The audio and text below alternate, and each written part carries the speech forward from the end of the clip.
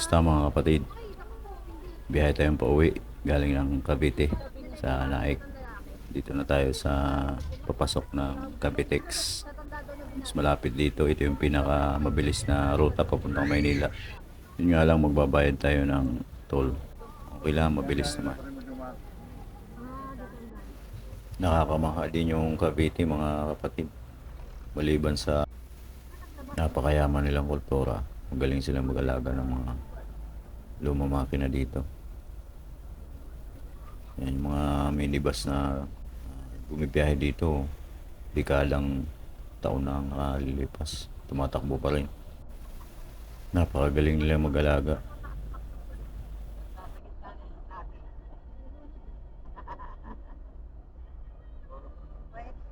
Gaya ng minibus niya sa unahan. Lumang-luma na pero pumapasada pa rin.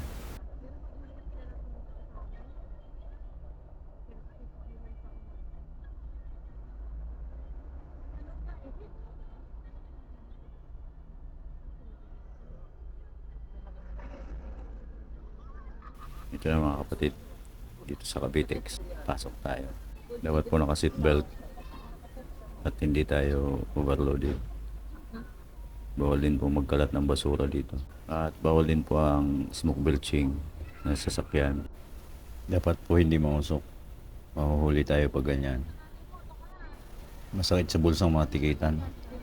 At higit sa lahat, magkakaroon pa tayo ng record sa LTO. Siguraduhin po natin nasa kondisyon niya lagi yung ating mga sasakyan para walang hassle sa biyahe. Lalo na kung papasok tayo ng expressway. Malapit na tayo sa toll gate.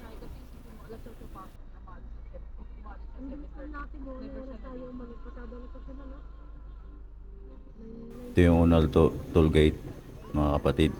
Ang bayad po dito 64. Medyo mahaba nga lang yung pila sa mga cash. Wala tayong RFID. Kaya tsaga tayo magpila. Kahit ano dito te, traffic. Ay, 64 pala.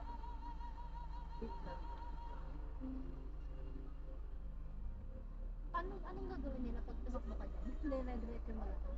Yung habulin ko ba yung kasi? May tatawagan sila. Salubungin ko. Kaya yung mga motor.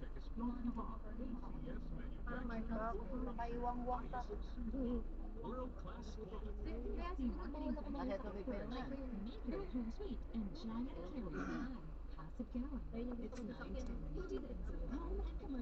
Sabay, may laman pa ba yan? Nilagyan ko ng packet sa loob. Nilagay ko yung ano. Ay, sorry po.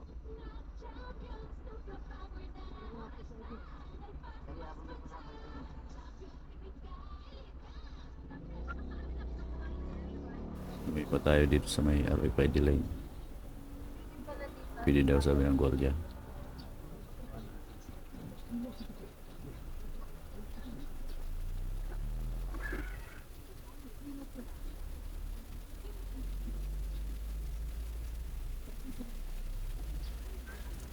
Tuloy-tuloy tayo mga kapatid.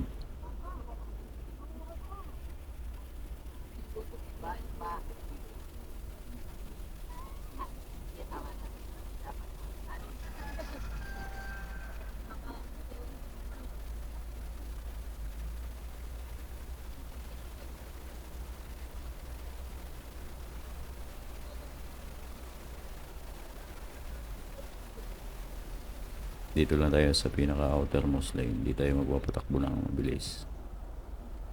Medyo seating tayo. Seating capacity. Kargado.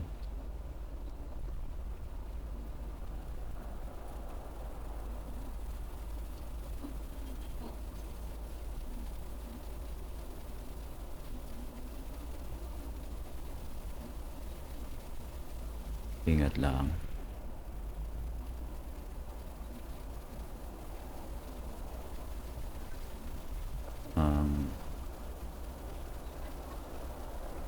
Minimum speed limit naman dito mga kapatid ay 60 km/h. Maximum na yung 100.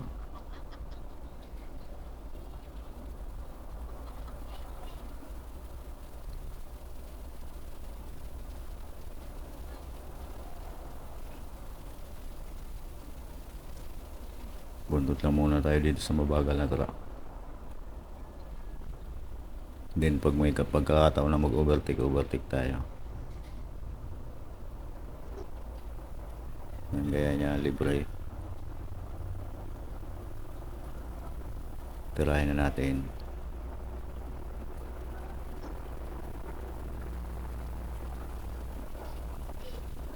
Then balik tayo sa outermost lane.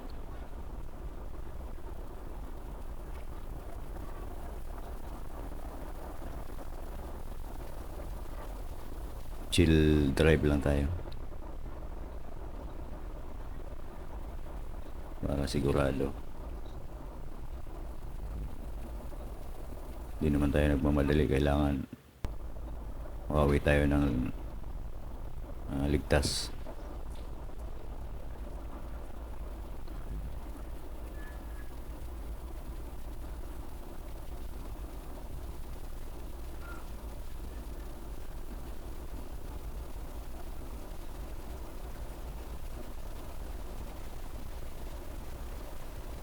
Kabilaan po ng expressway na to, dagat, kaliwat kanan.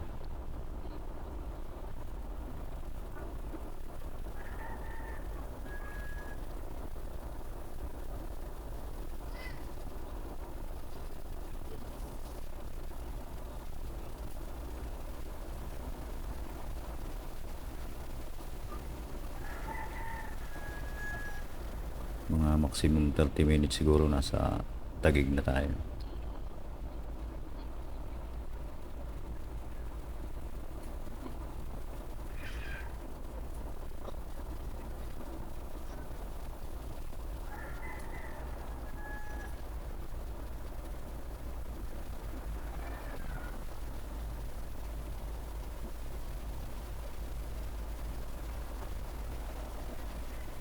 Ito yung mga kailangan, mga kapatid, pag hindi tayo magpapatakbo ng mabilis, dito lang tayo sa pinaka outermost lane kasi dyan yung tama.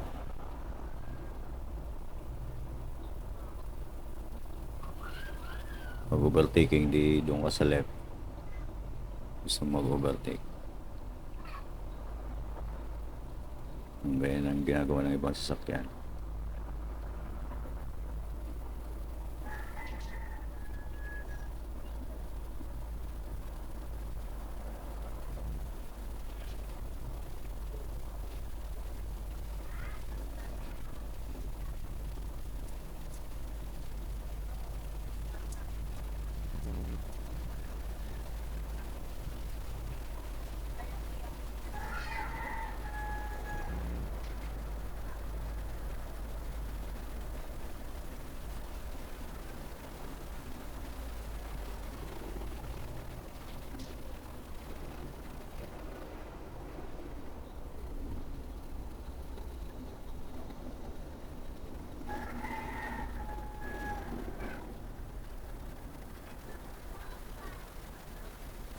Ganito may entrance, ingat po tayo, emerging traffic po yan.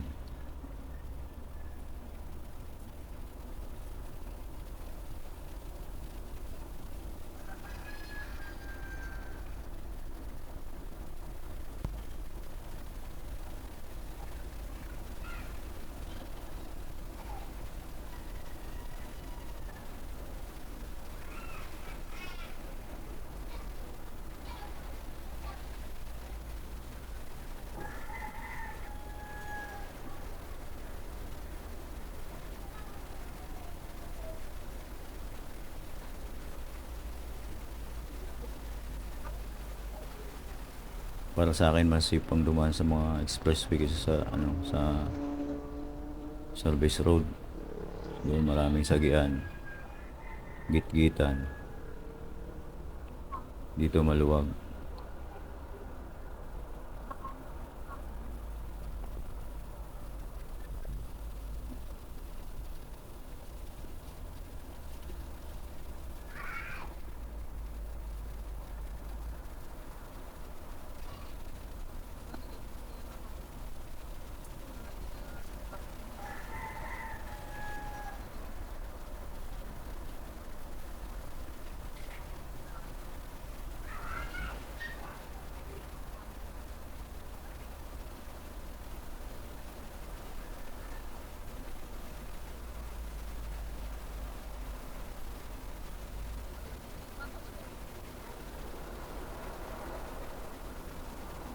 Dito naman tayo bandang kanan kasi may toll gate yan. Babayad na naman tayo.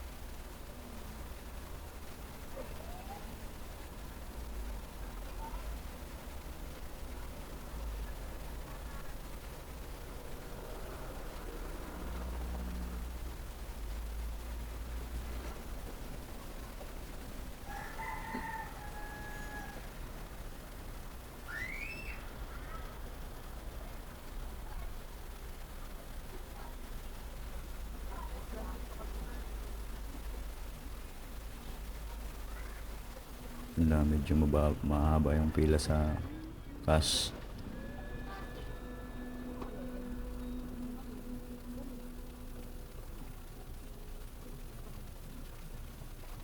Ito lang naman yung mga kapatid yung medyo nakakaabala dito.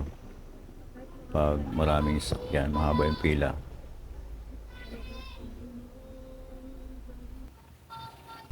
Magbabayad tayo dito 33 pesos.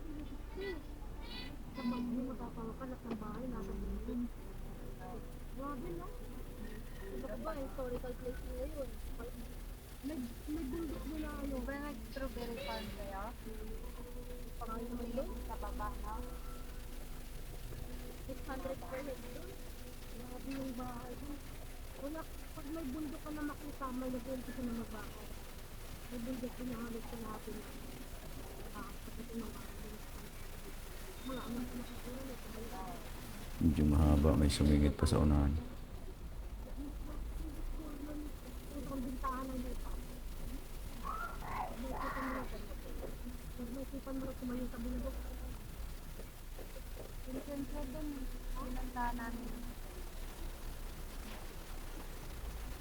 Ang nasa katagal yung mga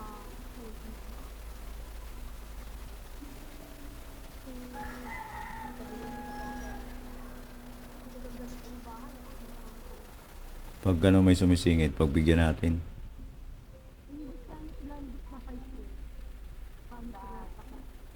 Kasi wala namang perfecto eh.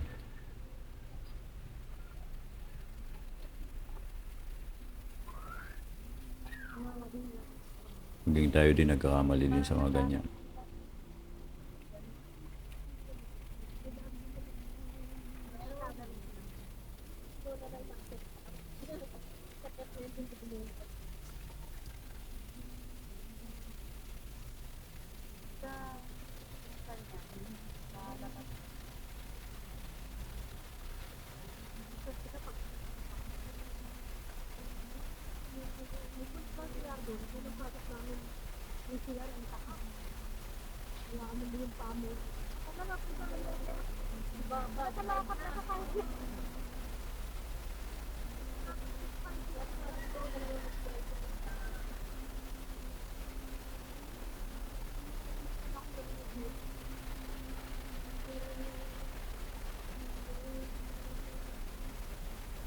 Dapat pag ganito, eksakto lang talaga, eksaktong pera yung bibigay mo para mabilis. Nakakabagal din kasi pag susuklian pa.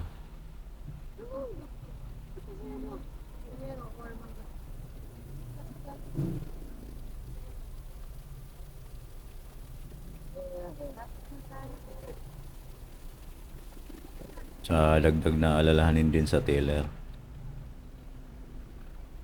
Dagdag trabaho.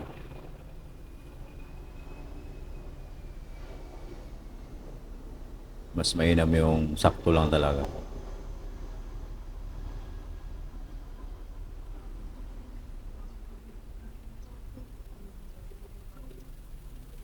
Mas better na pagbibiyahe ka, papasok ka ng expressway, marami kang barya.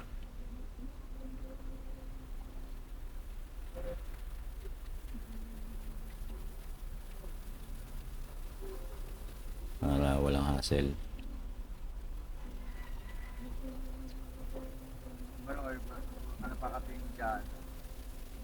Medyo natagalan tayo dito.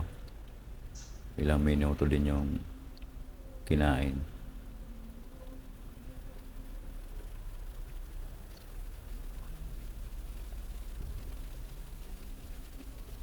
Sa akin okay lang naman yung hindi lang naman tayo yung nabala.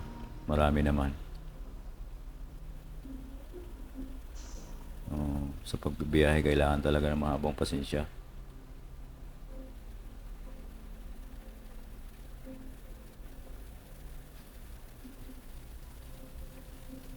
Hindi pwede yung mainitin yung ulo.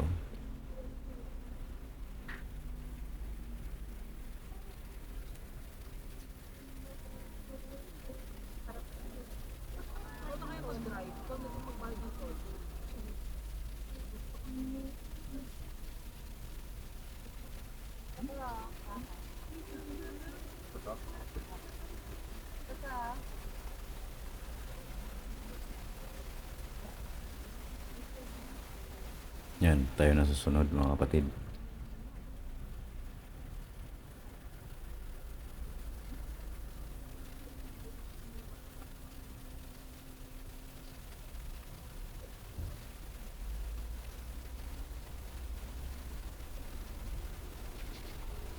Ten minutes, nasa Taguig na tayo.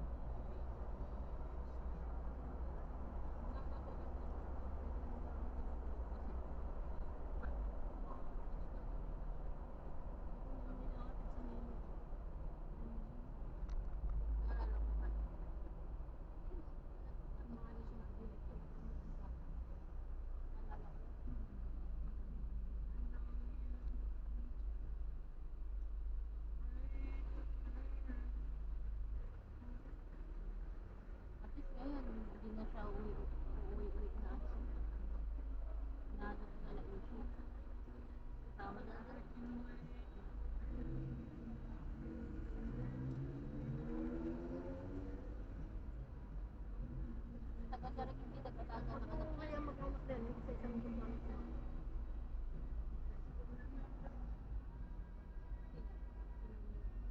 Yung sabi magbasa ang utak ko.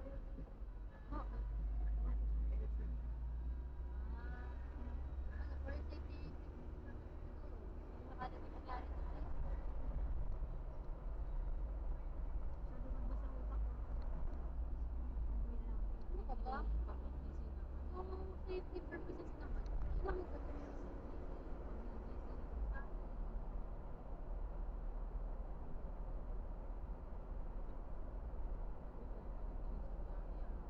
Parang nagkating pa nga sa kanila mo.